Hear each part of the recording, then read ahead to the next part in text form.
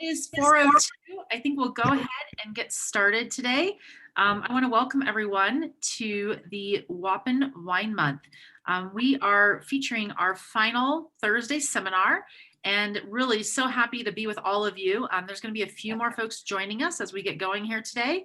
But it's been an awesome month. I can't, as you all you know, we are not able to join this year at the Baccara due to pandemic needs, but we have taken that opportunity and really expanded upon our content build. And we said, well, if we can't celebrate for the weekend, let's celebrate all month long. So World of Pinot Noir Wine Month was birthed, kicked off on March 1st, and here we are, March 25th. And I think we've counted, we're about 12 seminars in right now. So excited to bring you this really interesting, great discussion today as we focus in on the Central Coast, Santa Barbara County, more specifically the Santa Maria Valley and the Nacido Vineyard. I'd like to introduce my good friend, Matt Kettmann, who's the contributing editor of Wine Enthusiast magazine and new author of his book, Vines and Vision, which I believe that photo on the cover is actually taken from the Nacido Vineyard. Matt, I just want to thank you so much for your time. You've been an awesome diehard contributor of the world of Pinot Noir. It's always fun to build you into the content build, even in a virtual format. And even though we're not together toasting at the Baccara this year, just really honored to have you and your expertise and all your stories here moderating this panel today. So without further ado, Matt, I'll turn it over to you. Thank you, Stacey, and thank you for having me. I love doing these panels in person, and I'm sure we'll enjoy doing this one digitally for now. I was really excited to be asked to do the Nacido panel because it's a critical vineyard for Santa Barbara County, for the Central Coast, for California, for the world, really.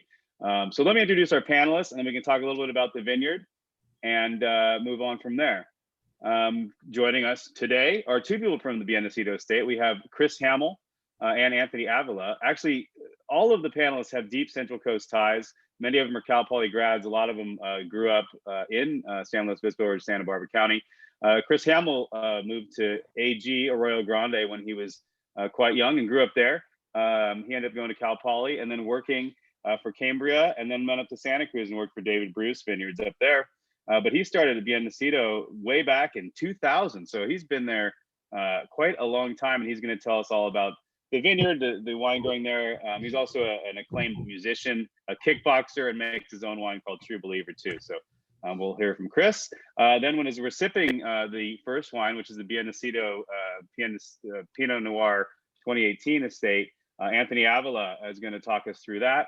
He's a Cal Poly grad who worked in New Zealand and Argentina before starting at Nacido back in 2013. And in 2019, just 2 years ago, he was named the winemaker. So he'll tell us about that. Then we're going to jump to a San Luis Obispo raised winemaker named Coby Parker Garcia. Again, another Cal Poly grad. And then he started working at Claiborne and Churchill, which actually was focused for many years on Alsatian wines in the Edna Valley. And Coby brought a lot of Pinot into that program, and he was there for 17 years, which is quite a long time in winemaking years. In 2013, he started his own brand called El Lugar, and that's what we're going to be tasting today, the 2016 version from Nacido Vineyard. And he's actually been on the Wathen board since 2009, so he's been a big contributor for World of Pinot as well. So it'll be fun to talk to Coby about that wine. Has a little age on it, and it's tasting all these wines. I get to taste them in advance. They're all tasting quite great today, so I hope most of you out there bought these wines in advance as well. And then last, but certainly not least, we have the two men that are known just by one name, the Foxen boys. We have Dick Doré, who's a sixth generation Santa Barbaran. He actually worked in banking for a couple decades and then returned to his family home at Rancho Tinaquac in the Santa Maria Valley, just across the river, essentially from where Nacido is. And then Billy is a San Luis Obispo raised as well, Cal Poly grad. He worked on planting a lot of the Santa Maria Valley vineyards in the late 70s, went up to Chalon for a while, came back to Santa Barbara, and then threw a party, if I remember the story correctly, Billy and Dick met, and in 1985 started Foxen Winery. So all these guys are here today to talk about the Nacido Vineyard. We go to the next slide, we can kind of set this up a little bit. This is Santa Barbara County, the whole county. Santa Maria Valley is up in the kind of upper left here. You can see the city of Santa Barbara down in the lower right-hand corner. And the city of Santa Maria is up there to the left, and then the Santa Maria Valley is that top appellation there. So let's zoom into the next one. This will set us up where Nacido Vineyard is in that. And so here's Nacido Vineyard. Now, Nacido Vineyard claims to be, and no one seems to dispute it, the most vineyard designated vineyard in the world, which basically means more wineries around the state and the world put Nacido on their labels than any other vineyard. So, and while now Nacido Estate makes their own wine and have been doing that for almost a decade, for the first 30, 40 years, they were just selling fruit, and they've established a huge reputation on that. The history goes back even further. The first developments out there were in the 1850s. There's still an adobe on property from 1857. And then the winemaking history goes back to the late 60s when the Miller family, they were fourth generation Ventura County farmers of lemons and avocados. Two brothers, Bob and Steve, started poking around up in the Santa Maria Valley where they were doing a lot of commercial grape growing. And they said, hey, why don't we buy some property and plant some grapes and do it all focused on quality? And so that's what they did. In '69, they bought the property that became Nacido, and then they planted the grapes in 1973 and started working very hard on improving the reputation of the Santa Maria Valley and on improving just the quality of wines that are being grown there. So due to a lot of their influence, the Santa Maria Valley AVA was started in 1981.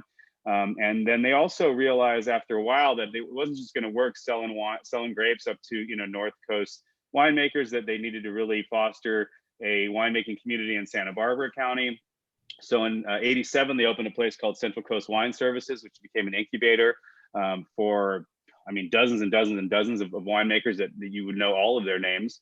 And then in 1989, they actually offered to Jim Clendenin and Bob Lindquist to build an estate winery on the property. And so Aubin Clement and Coupé found their homes on Nacido Vineyard, and those guys are still there today making wine. So that, those two moves really improved wine quality in the region. To the Miller family's benefit, it created some buyers for their high quality fruit. And there we go. And so now it's a source for, high quality Pinot Noir and Chardonnay. But Syrah, Grenache, I think there's still some Nebbiolo out there. There's Merlot. There's all these kind of small, in the beginning, they had to plan everything to figure out what works. They honed it into Pinot and Chard mostly, but there's still a lot of other great stuff out there too. So there's my mouthful about Nacido Vineyard and our panelists. I'm going to kick it over to you, Chris, and you can start to walk us through the vineyards of Nacido. And I'm going to start sipping on this lovely wine right here. So take it away, Chris. Okay. Can everyone hear me pretty well? Pretty well. CPG? All right. First of all, I'd like to congratulate the Wathen team and thank them. And we've been going to Wathen for years, and I can't imagine how much of a challenge this was to put together, to make fun, because a lot of the whole deal with Wathen was the social aspect in the venue. And thanks to you, and thanks to everyone who signed in. I try to avoid all things Zoom all the time, and we're going to try to keep it interesting. I can promise you that the panelists are some of the best and brightest. They're good friends of mine each, and I would tune in even if I didn't have to. So thank you, Matt, and for the nice introduction, and to the Wine Enthusiast for all the nice things that have been said about the Miller's operation here in Santa Maria Valley. It's a real privilege to be here with Anthony, who I've worked with Anthony for almost a decade, and he became the winemaker after our friend Trey Fletcher left to join Sanford over in the Santa Rita Hills. And he said all this stuff, so I really appreciate that. Appreciate working with you and what you do. I'm gonna give, I think I have about 10 minutes. So I'm gonna give my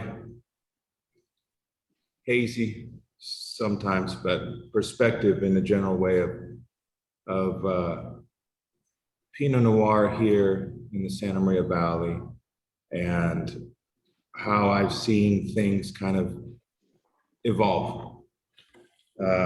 Matt touched on the history and did a real good job. I didn't know how much he was going to talk about, and I didn't have my dates, so I'm glad he was accurate with all of that. Basically, here in Santa Maria, we have a climate that's somewhat cool for being as far inland as it is.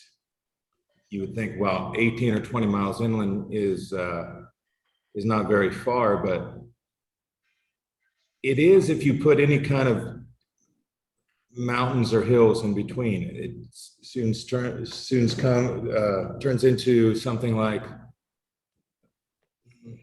let's say, Paso Robles, where you have warm days and cool nights, but they're oftentimes closer in some parts of their appellation to the ocean than we are. It's not better, it's not worse, it's just different.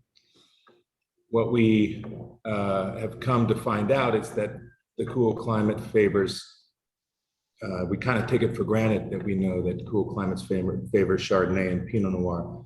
But back when the Millers got the idea to buy this ranch in the late 60s and then to plan it out, all the easy stuff to plan out, about 640 acres, if I'm not mistaken, in one shot in 1973, they must have had a hunch that they had. I don't know how they did it because it was such a new thing. We had Cambria, which was called Tepesque Vineyards at the time, which is now Cambria and Byron, planted by Louis Lucas with the help of Dale Hampton. And then the Millers followed suit right after. It'd be great to hear it straight from Steve, and maybe one day he'll do a seminar of his own and give you the accurate information. So with the CCWS and some interesting and pretty much unprecedented marketing efforts on behalf of the Millers toward the vineyard itself, they started getting recognition from some of their smaller, let's say, they weren't prestige at the time, but they became so. And about this time would have been people like Chris Whitcraft and Rick Longoria, Jim Clendenin, Adam Tolmack. It's going to be tough. I hope I don't forget anybody. And Bill Wathen was and is the man. And they just created something where people were starting to become recognized, not just having a job where they go and they earn a living, but they kind of became stars, and being Nacido was a part of that. Billy, maybe you can touch on what it was like at that time. I got a bunch more stuff to say, so you can. I can touch base when we get our little slot, Chris. So I like what you're saying right now. So carry on. And Chris, I mean, we're watching this video and we're seeing the topography of this vineyard, which I'm sure it's gotten even to steeper ridges as time has gone on. But these guys were exploring, these hillsides at a time when a lot of people were just planting on the valley floor or just slightly up the bench, right? I mean, they were pushing viticulture in new ways, it seems like. So originally, the bench land was planted along with a strip that goes north-south that we could call it's more in the riverbed. And you got a picture in the late 60s, irrigation design is not what it is today, and nobody knew. It's amazing how many things they got right. And I think that the Millers, having been a farming family, like you said, that goes back to the 1800s here in California, and with the help probably of people like Dale Hampton, who is the OG as far as it goes for viticulture here on the Central Coast, in Santa Barbara County in particular. They gave it their best shot, and it it was incredible. And so what is interesting, Matt, what separates Bien Nacido from, let's say, other parts, other vineyards here on this side of the valley, of this side of the river, is, well, we shared what we call the Santa Maria bench with Cambria, Rancho Viñedo, Byron, Rancho Sisquoc, and that's pretty. There's a lot of similarities there. We have a lot of esteem for those vineyards as well. We're the westernmost of that stretch, which means we're probably slightly the coolest, the foggiest, and maybe the windiest, maybe the coldest in the springtime. It's just a factor. The other interesting thing is we have three distinct kind of, well, you could call it six, but very much three. We have a kind of an ancient riverbed that we farm in. We've got the bench that we share with our neighbors, probably our most famous. And then we have the hillsides, which a lot of the videos that you see are from, because they're quite picturesque and unusual, especially for Santa Maria Valley, that some of our neighbors with the land that they have, they don't have the plantable hillsides. And I think that was very much a vision of Steve Miller. You know, the first hillside they planted was Block C, which you see there that's Block C there. And that was in 91 or 92 in conjunction with Bob Lindquist. So back to, if I may, touching base on some of the characters that we've seen in the Pinot scene over the years, especially from my perspective. I started at Cambria. I was a vineyard guy over there, and the biggest difference between, let's say, Cambria vineyards and us is that, besides the geological differences, which are interesting to me but not massive, is that they're an estate winery, so they farm grapes for themselves for the most part. And we have the chance to, the business model was to sell grapes to other wineries, as Matt mentioned. And when you have the chance to have 30 people touch your grapes, just speaking of Pinot, a year over so many years and promoting it, well, that in addition to the land itself and the Miller's vision is kind of what makes Bien Nacido what it is. Those three things. Can you start to dial it into this wine that we're drinking to, like which part of the estate this is from? And obviously there was an advantage, and I don't know if Anthony wants to start chiming in too, but there was an advantage to for watching for decades people take the fruit, and then you got to see kind of which fruit that you guys wanted to make when you started the estate brand, right? Yeah, Nicholas had the idea for the estate brand going back to 2005, and then we were dabbling, and things got serious in 2011, where the family made a decision. We want to have an estate brand that's kind of here to promote and showcase what we can do. You know, we're not going to hold back. We're going to put our vision out there and find the right people to make it happen. And so we ended up planting a block just for the estate program called Block 40. And also Anthony and Trey at the time were able to source from places that were open, that had either come off contract or that they felt were interesting. And, you know, first and foremost, we're a vineyard that sells grapes to other people. So we planted a block especially for the program and put everything put all the pieces together. And this is kind of what we're saying is a version of our best foot forward. And what's so interesting about this wine, if I'm not, this is the estate, right? Yes.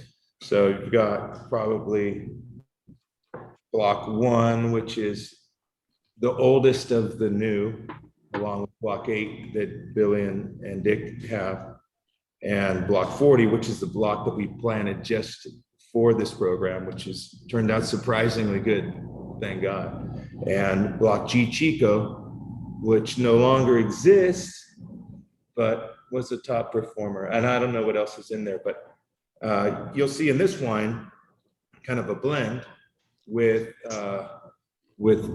Billy and Dick's wine. You'll see some of the, some of those that it's block 43, I believe, which is was planted in 2008 or 2009, custom for them.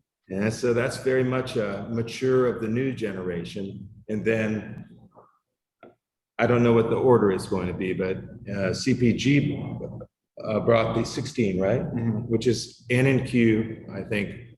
N and Q no longer exist. They were probably the 2 most famous blocks in the history of this vineyard, famous almost in their own right. And the only way to access those vines now is through the wines that have been made that still exist. They were probably quite special. And Coby had a real nice touch in making it. So I'm super happy to be here. Great. Anthony, do you want to tell us a little bit more about this wine? And I think we have some slides that show, well, the wine itself, and then also the blocks that Chris was referring to. So Yeah. they're the blocks. So what we've got in front of us now is the 2018 Bien Nacido Estate Pinot Noir. We actually make several Pinot Noirs off the Bien Nacido vineyard, but the Estate Pinot specifically is our Bien Nacido in a bottle.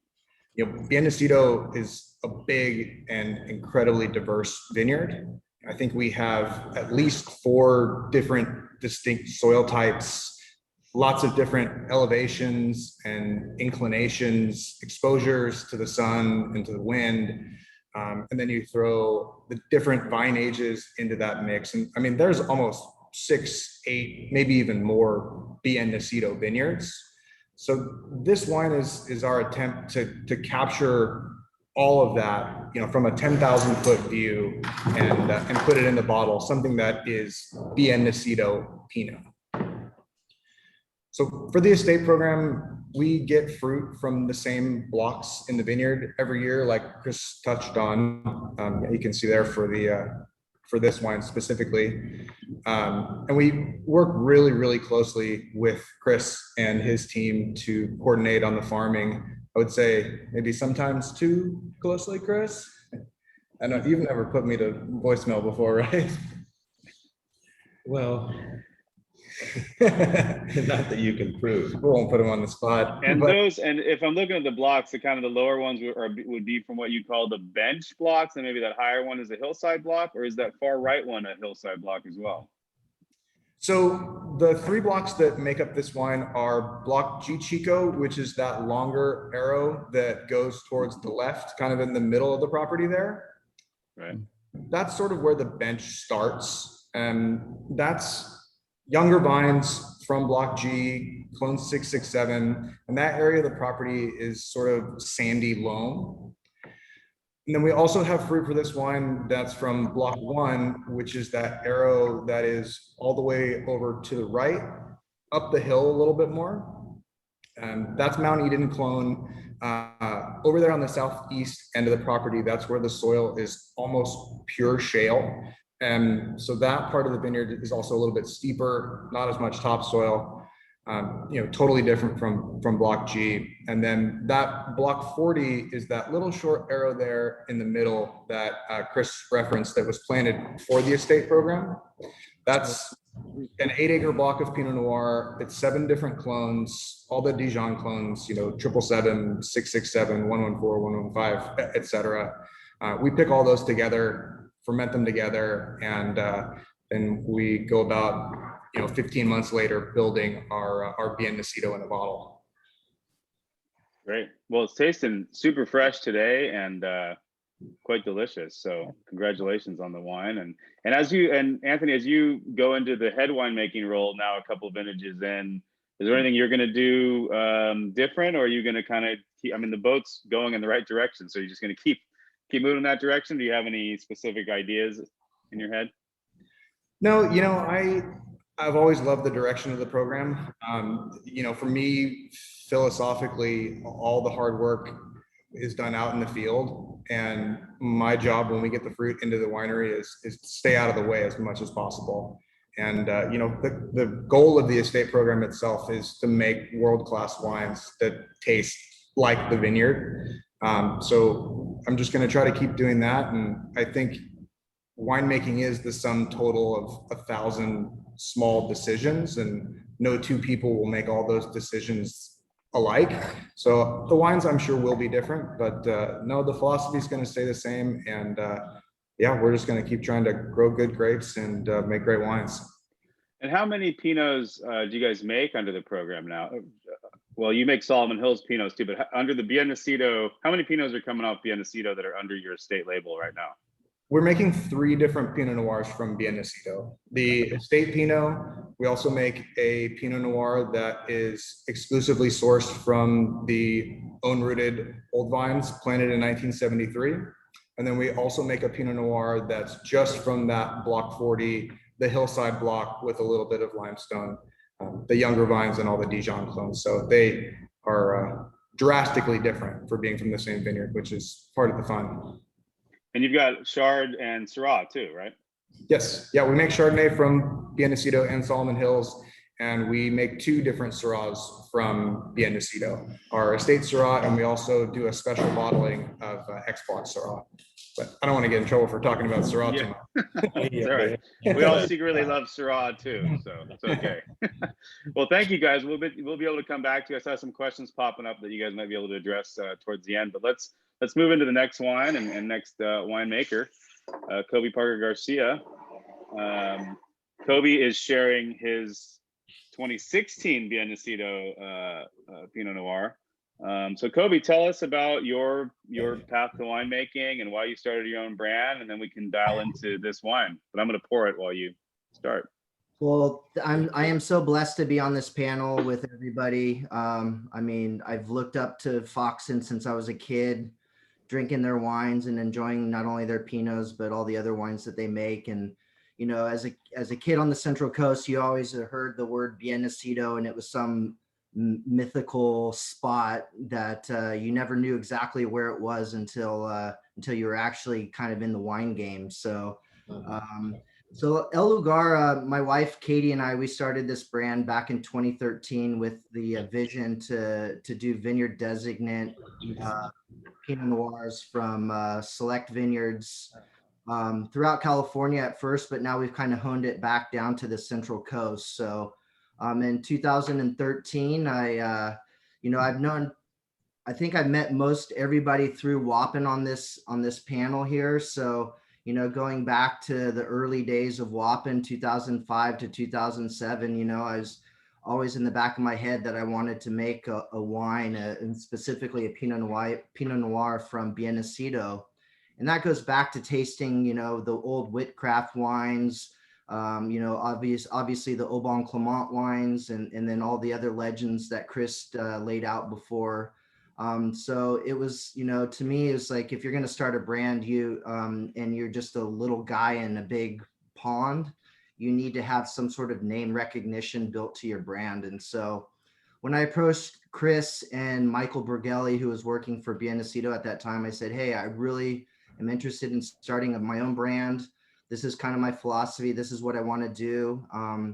They knew my track record as a winemaker on the Central Coast. So I was lucky enough to get into some of those old blocks, those Q blocks and those N blocks. And, once I was able to secure the contract for that, it was like, all right, game on. El Lugar is born, and we haven't looked back. So, for us, Bien Nacido is one of our bookend Pinot Noirs for El Lugar. So El Lugar means the place in Spanish. So it's kind of a tip of my hat to my dad's side of the family, the Mexican heritage that I have, to just pay homage to the people before and the hardworking people that work in the vineyards, and obviously our history of California and our roots with Mexico and Latin America in general. So I found that to be kind of a better name rather than calling it Chateau de Coby Parker Garcia, which to me is, I love French culture and everything, but I can't fake being, a French, influencer. So, so it was really easy for me to kind of do the whole Spanish thing. And then obviously Bien Nacido means well born in Spanish. So it was like, all right, well, it's a match made in heaven. So, so yeah, I feel really blessed.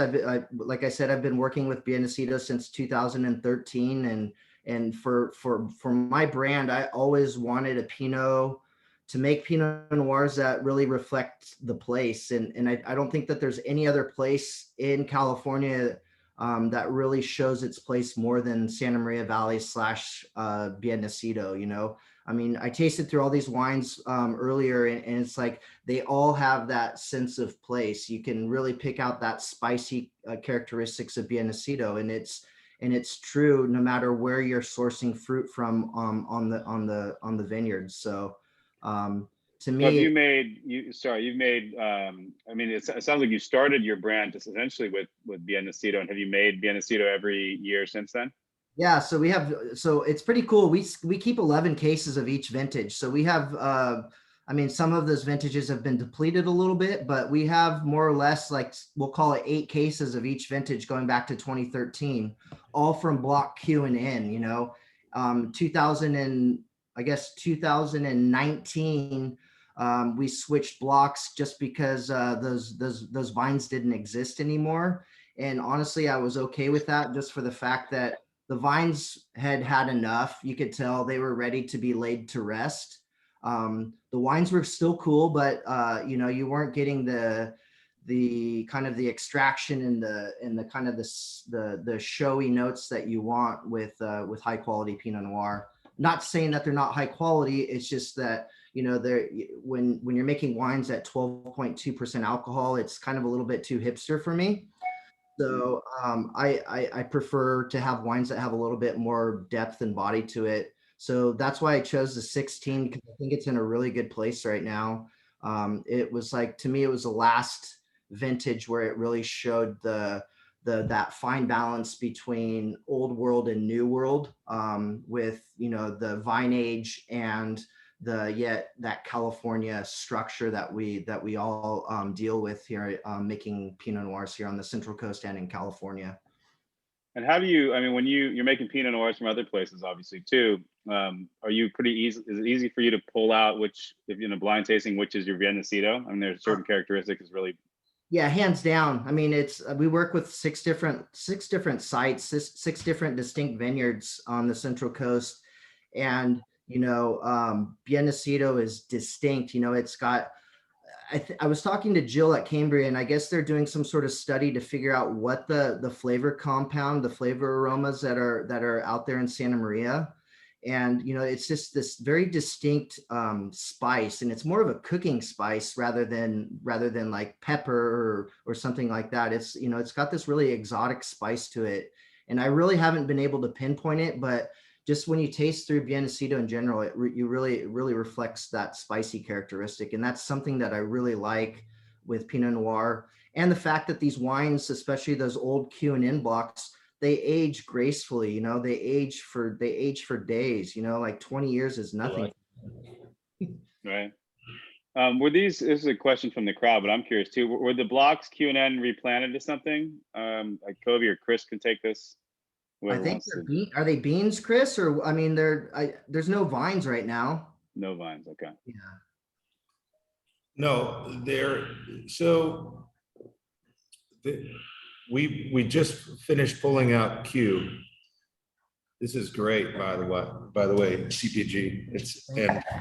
And I thought that was interesting what you were saying about 16 is kind of more or less the last that you saw of that, and that may be the case. It's a shame those vines aren't here any longer. I think they could have kept going, but we have some virus here in the valley, and once it kind of attaches itself to a block, things go downhill kind of steadily, and we chose to rip them out. And right now, that land is being farmed to something else, but it's our goal to get those back in production as soon as possible. Kind of, and doing things a little differently, of course, than taking what was done right, what we learned, and what we would now do different, and replant those. But when you replant, you can't just go right back in where you've had disease issues before, because then maybe your new vines would be taken down right away. So we have to leave the land fallow for a certain amount of time. And then we have to make sure that the surrounding blocks are clean. And then I'm sure the millers will want to replant as fast as possible. But, they're long-term thinkers. The guy that planted the vineyard is still running the company, so that was a while back. Right. Stacy, I think we have a couple more slides for Coby, right? Some pictures of some family pictures. And I think the big attraction for me for Bien Nacido was tasting wines that were, they're not uber ripe. And I mean, Pinot Noir is kind of you can dress it up how you want. You can have all different types of Pinot Noir, whether it's oaky or not oaky, rosé or not rosé, high extraction, low extraction. So it's all over the board in terms of how you can dress up your Pinot. But for me, the tipping point was being able to make these wines, low alcohol, acid-driven wines with tons of fruit, flavor, and layers. I think that's the one thing that like Bien Nacido has over, I think, most all vineyards that I've worked with in my career, is that, each time you put your nose into the glass, you get something different, and that's, to me, that's the intriguing part of wine. And that's what kind of gives you that motivation to go back for seconds, thirds, and fourths, Right. And how much of that was old vine? How much of that is just site? That's a good question. I mean, I think a lot of that is the old vines, because I've, as I said, I'm now working with some blocks up on the hillside a little bit higher. They're cleaner vines. They're vines that show a little bit more power. They have a little bit more darkness to the color, and they're a little bit different. So I think there's something to be said about old vine, and especially vines that are 20, 40 plus year old. They have a story. They have so much life to it. And if it wasn't for virus, these vines would still be, these vines would still be going. And I have no, I'm almost positive that these vines would continue to go and make these phenomenal wines if it wasn't for the virus that affected them. Right. Virus wise, was it red blotch or is it Pierce's? What's actually going on? What was going on in that block? I'd say mostly red blotch, and then down, like a little bit of Eutypa down at when you get down towards the bottom of it, But it's cool though. The 17 and 18 wines, people love them because they're kind of crunchier and a little bit more like livelier than the 16. But that's just the path I didn't want to go to continue making these kind of virus wines.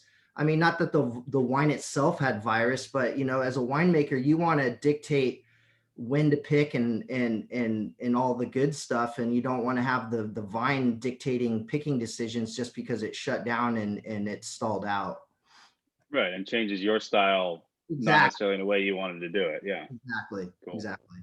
How many other Pinots do you make in your whole program now? We make 5 different Pinots: Santa Rita Hills from Hilliard Bruce, Rincon, Spanish Springs, and I guess, yeah. And then we're doing a little bit out of Green Gate now, so, which is in the Edna Valley. So, but our first vintage, my wife got to pick a vineyard and I picked a vineyard. She picked, my wife's from the Russian River area, so she picked a vineyard up there. Her father's friend had a small vineyard. So in 13, she picked a vineyard up in Russian River. I picked Bien Nacido, obviously, and we've continued with Bien Nacido, and we haven't continued with Russian River, if that means anything. So there you go. And you also make white Pinot Noir, which is a Pinot Noir Blanc, essentially pressed off with skins, and that's always fascinating. The first time I ever tried one of those was at World of Pinot Noir years ago. Before I tried yours, Oregon seemed to be doing a lot of that, but you're still doing. You're having success with that, right? yeah, I mean, that's kind of it's almost like a little cult wine for us, and we always wanted to make a white wine, but it took us until 2015, so 3 vintages later, to make a white wine. And I was like, oh, let's make something fun, and after traveling up to Oregon and visiting with some friends and tasting a lot of the white Pinot Noirs or Pinot Noir Blancs, it was like, this is going to be a cool little like experiment to try. And so that first vintage in 15, we made, I think I bought a ton of fruit, so it was about 53 cases or so.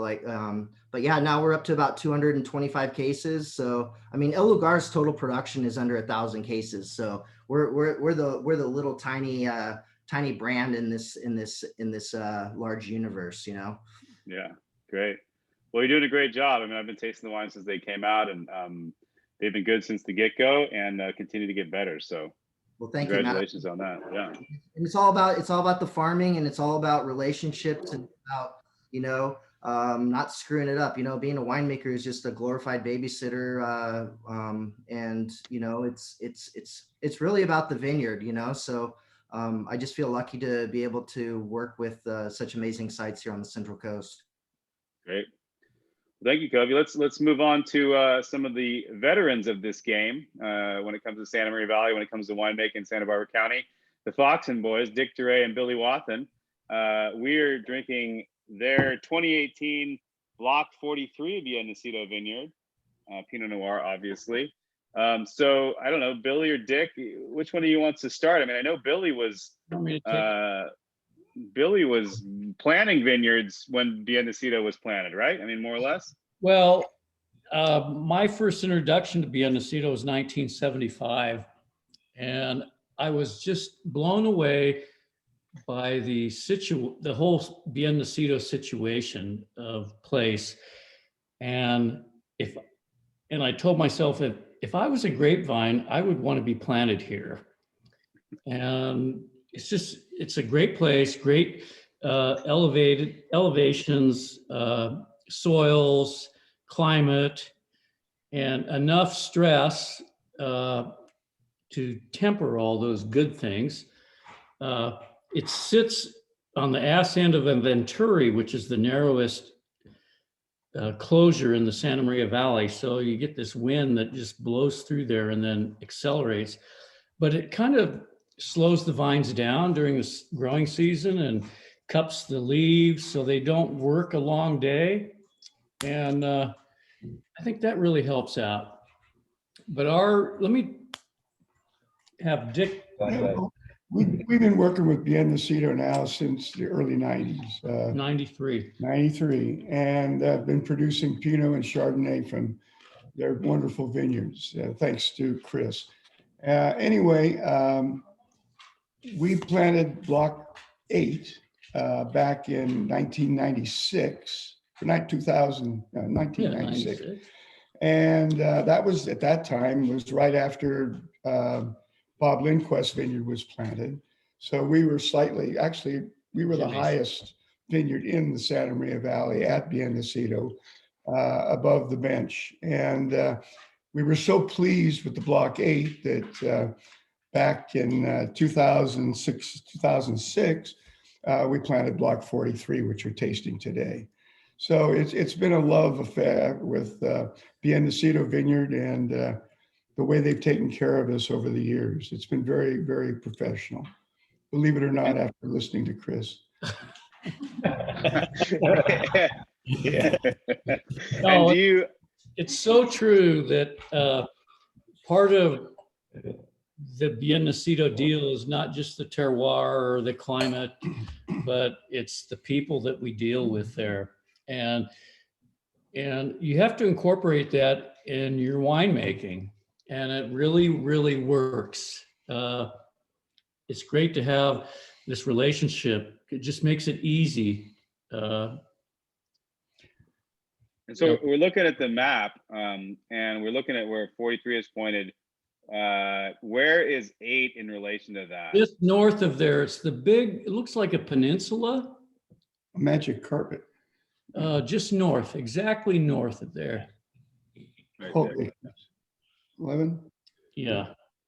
And that was planted 10 years apart, roughly. Yes. Yeah. Is that, do you taste much? We do. Block 8 is just in this really, really, really refined, beautiful, balanced state right now. And block 43 is still, it's like those hillside blocks. It's showing a lot of these youthful tannins. And of course, there are 2 different clones that we don't have in block 8.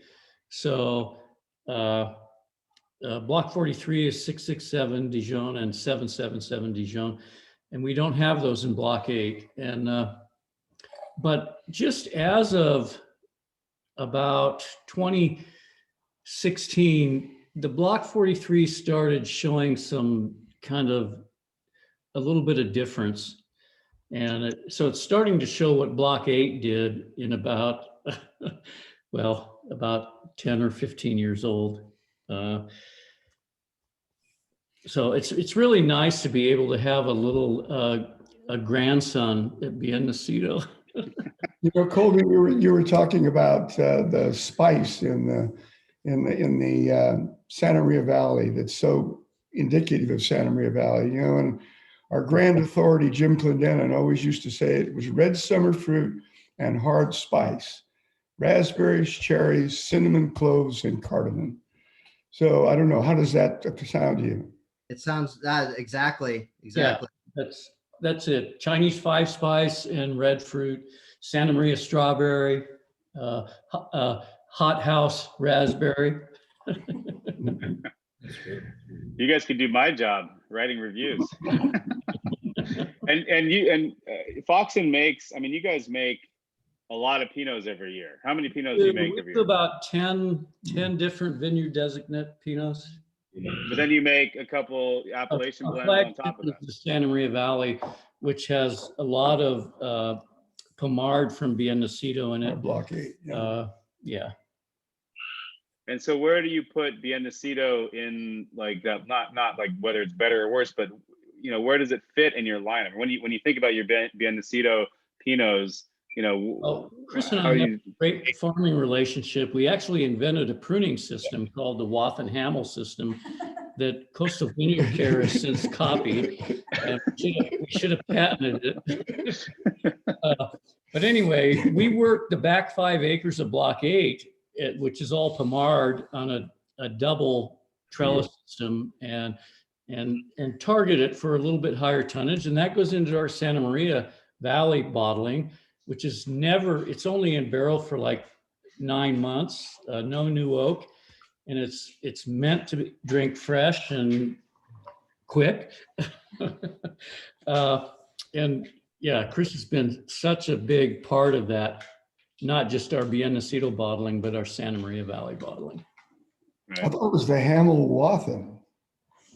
Well, alphabetically, but I pinned Chris one day on the mat and won rights. And I mean, Dick, your family, I mean, you go back to Benjamin Foxen, right? Which is a long time ago. And what do you think? I mean, obviously the Santa Maria Valley's changed in many ways. There's plenty more vines than there used to be. But at the same time, you know, if you look at it at the right angle, it probably looks similar to what it would have looked like to Benjamin Foxen. I mean, some of those hillsides are still the same. And what do you think your ancestors would think about how this region that they helped develop has turned out?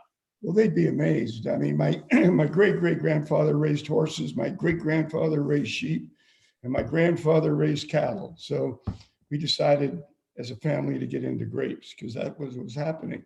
It's how the area's changed and how the economy's changed. And of course, back when Foxen was there, the only grapes were over at the local San Ynez Mission, the mission grape. Right. Great. Well, what do you guys think about each other's wines? You guys you're sipping along with us, right? I think it's a great look at Bien Nacido. Couple of vintages, Coby from 16, which was our first year out of the drought. Yeah. It's going really well, and I'm tasting somebody's parrot squawking. 452. Oh, there we go. I'm tasting the old blocks, and I'm kind of melancholy about it. Mhm. And did you guys used to use the old blocks back when you started in the early 90s? You must have, right? Q and mostly Q, and then some N block. So a little bit of Martini and Pomard.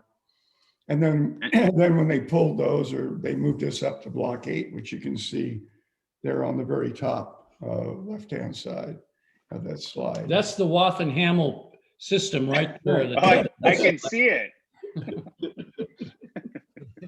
Amongst your wine club fans, I mean, you guys have an extensive wine club, a great tasting room there on Foxen Canyon Road.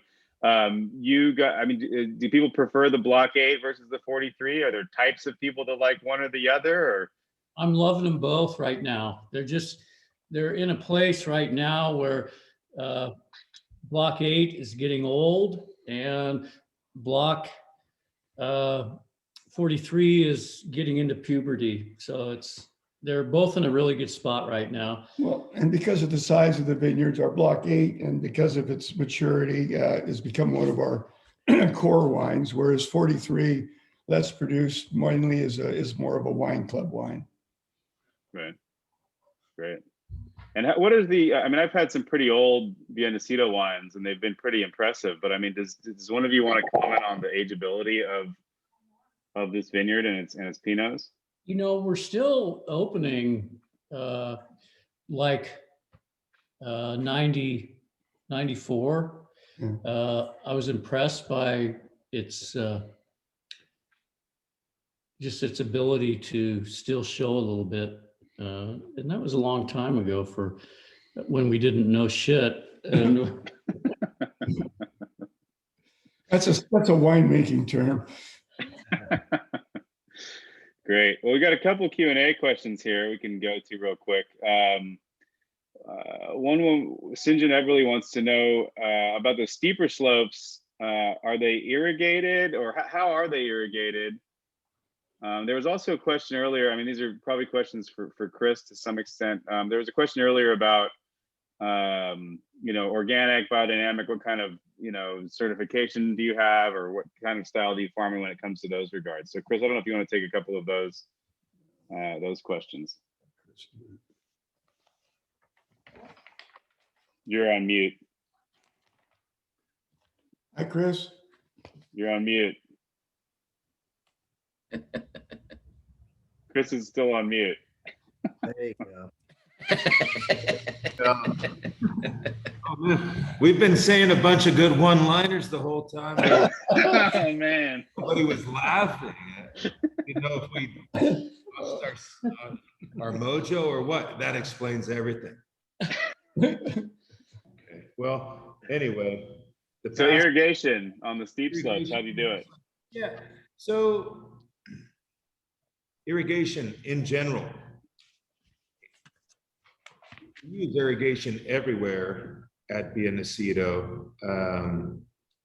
The lower lying areas, we have drip for basically the growing season, and then sprinklers to help with frost protection.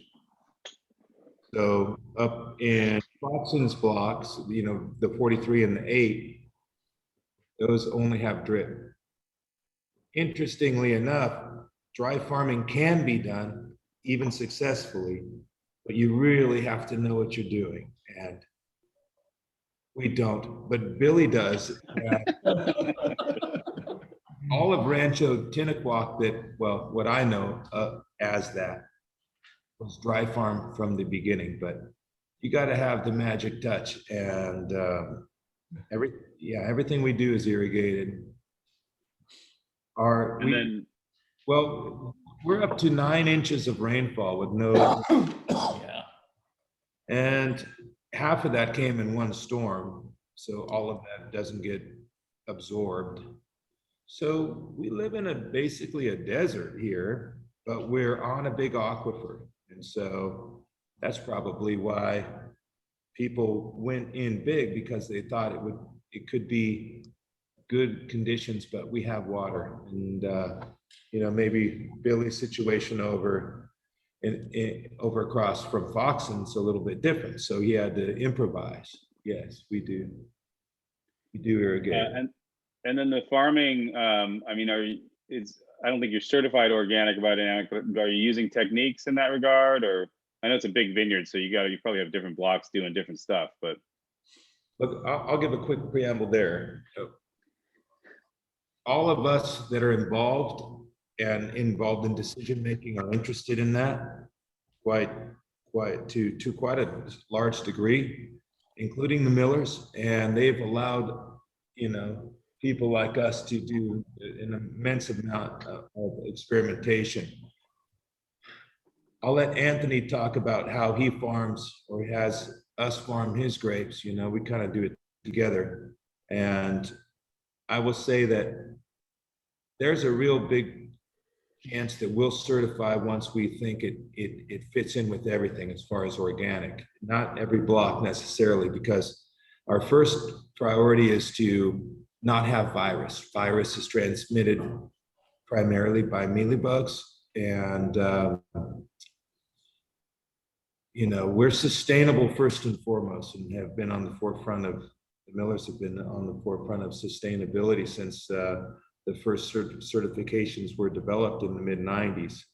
We're duly certified, and that's kind of how they approach the business and how we do. Well, compartmentalized within sustainability, I feel, are organics and biodynamics perhaps, which I like, but it's kind of weird, and fish-friendly farming, and you can go down the whole list, and it's all important, but we're sustainable first and foremost, and that's kind of our ethos.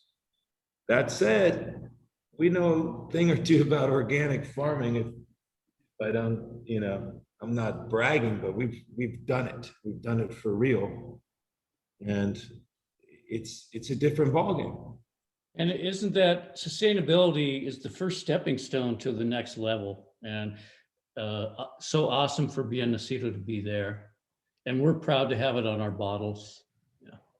Yeah, for real. Yeah. For Anthony, he's big into organic farming, and the millers give us the latitude of experimenting because of wanting to know how far we can push the estate program when we may not want to take that chance on an economic scale as large as B&B is, but yeah, I can only speak to the way that the blocks for the estate program are farmed. We try to use organic inputs whenever possible, but we're not organically certified. I think for myself personally, and Chris, and I'm sure all the other winemakers that buy fruit from any vineyard, it's a philosophy that we want to do what's best for the health of the vineyard. Not using commercial nitrogen fertilizers and sort of scorched earth hydroponic farming. I want to be making wine off these vines 20, 30, 40, 50 years from now, and so everything that we can do to strengthen the vineyard, the soil health, the vines going forward is super important to me. And I think, trying to farm organically whenever possible, at least for our program, is setting us on that path. Great. Got 2 more questions. One's should be pretty quick. How many different wineries source their grapes from Nacido? I think you mentioned, I guess you could break it down into how many source Pinot, since we're in a World of Pinot Noir panel, and then how many just source overall? Well, we've always been between 70 and 80 per year. And then we have a large attrition rate, but things happen, and we love our former clients very much, and we're always happy to work with new people. But I would say, you know, you might part ways with 5 clients in any given year, and so 5 times whatever, a lot of clients, and they know people, and that's one of the biggest privileges of what we do is we know a lot of people. You know, we know CPG and we know all the Foxen people really well, and it just goes on and on. And if we were just working at some ranch, we wouldn't be so cool. That's a long way of saying that's why Chris doesn't always take my calls. And then there's this more of a detailed answer perhaps, but there's just a question about soil traits throughout the vineyard, altitude and orientation. So what's the altitude range? You go from what's the lowest to the highest? Billy, you might want to jump in there. Oh. You're better with that than. Isn't Block 8's about 1,500, 1,600 feet? Yeah, just under that. And then I think. Heard that to meters. I'm not a meter guy. And then block 43 is just below that. And I think block 40 is a little bit higher than block 8, especially on the top. And then what's the bottom one? So if we're going from 1,500 feet or so down to. Well, the alluvial riverbed there is 400. 350 probably. Yeah. And then Anthony kind of mentioned the different soils you've got there, but you've got shale on one side. You've got, why don't you do the soil breakdown? And then tell us what that big white cliff is, because that's one of the most impressive things about the vineyards. When you roll into it, you see this cliff of white rocks, which you just, as a wine person, you actually think is. That's exactly what it's called. It's called white rock. Yeah. So the 4 major soil types, you know, over behind the ridge line where that white rock is in the river basin is almost pure sand. And then as you work your way across the ranch to the south and east, that's where you get into the sandy loam. And then the further south and east you go, that transitions to loam that has more shale in it. And then at the very southeast border of the property, it's almost pure shale. And that white rock is uplifted marine volcanic that erupted over and over again, you know, several million years ago, and put all that interesting white, you know, shale material all over the hillsides. Great. And then aspect wise, I mean, a lot of it is south facing on the bench and then fairly flat in the riverbed. But then you also, when you come around the corner, you have essentially what, west facing blocks to some extent? Yeah. Mm-hmm. Yeah, you know, the property itself is almost a dog leg. So where the bench is, that's that south, you know, southwest facing, kind of open to the ocean. And then as you go around the corner to the northwest and get into the riverbed, that's probably facing a little bit more north. That canyon's almost open to the north. So it wraps around the hillside in such a way that, you know, you can almost get every aspect but due east, I would say. And how many acres of Pinot overall? Pinot's always been, since the beginning, planted to about a third of the acreage. And I think at our highest, we were about 900, low 900 acres. And with the vines that we've been removing, B&V's probably about, what, 650 right now? And so, whatever, third of that. Pinot's a 200 or so acres, something like that. Third Pinot, a third Chardonnay, and a third many other things. Great. Well, I think we answered all the questions. You answered all my questions. Am I kicking this back to Stacy? I think we have some final slides. Thank you guys for joining me. And these wines are fantastic, as expected. You guys came through. So hopefully those who are tasting at home had a nice tasting as well. And I was happy to help show these off. So good to see you guys this way. Thank you, Matt. Thank you, Matt. Thank you to all the panelists. Attendees, for those of you who didn't have a chance to purchase this awesome 3-pack of wine beforehand, we still have some available to sell. So if you take a look at our website at worldofpinotnoir.com, if you either really enjoyed these wines and wanted to add another 3-pack to your cellar, like I said, these wines are available. This is unique to be able to get all these wines to add to your cellar. So thank you for that. Also, I want to remind you guys of the silent auction. We have really some fantastic cellar collections that are happening right now. And thanks to the generous donation of everybody on the panel, we've got some really key items. I just want to take a minute to highlight. Thanks to the Foxen team, you guys have generously donated a 2017 Foxen Block 8 Pinot Noir from the Nacido Vineyard. That's a 1.5 liter. I'm thinking that you probably can't just go buy that through regular retail channels. So it's a steal right now. The current bid is $120. So I'm thinking, take a look at that, guys. There's a great cellar collector there. Thanks to the team at Nacido, we have lot 404 is the 2018 Santa Maria Nacido and 2018 Solomon Hills. So a pair of 750s at a great value right now from the team over at Nacido. So thank you to Chris and Anthony for that generous donation. And Coby, CPG, you've got a 1.5 of the 2019 Lugar Spanish Springs Pinot Noir. So that one keeps going up, but also another great cellar collector for folks. And last but not least, some really awesome wines thanks to some of our partners. United Airlines has come in this year with some generous donations of some airline tickets. I know that you might not be traveling now, but you're going to be traveling soon. So that is actually paired with a case of Wathen wine from our cellar from past year's Wathen events.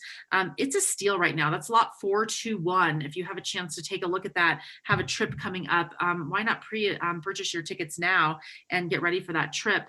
And then of course, our partner Corvin, who's come in here in the last few weeks. What a great way to preserve your wines. Corvin's donated some of their new Pivot System products.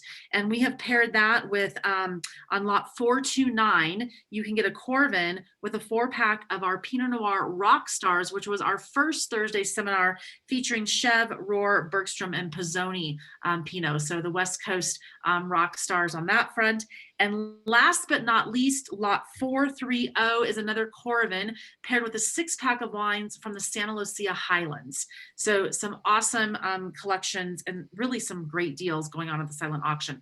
The silent auction will be up and available and will close out Sunday at midnight. So check it out. Keep your eyes on those fabulous items. And it's really all happening. So I want to thank you all again so much for joining us for Wathen Wine Month. What a fun month it's been, I have to say. We still have just under a week left. So if you feel like you haven't gotten enough yet, check out, we'll have a Facebook Live tomorrow at 5. Instagram Live tomorrow at 5.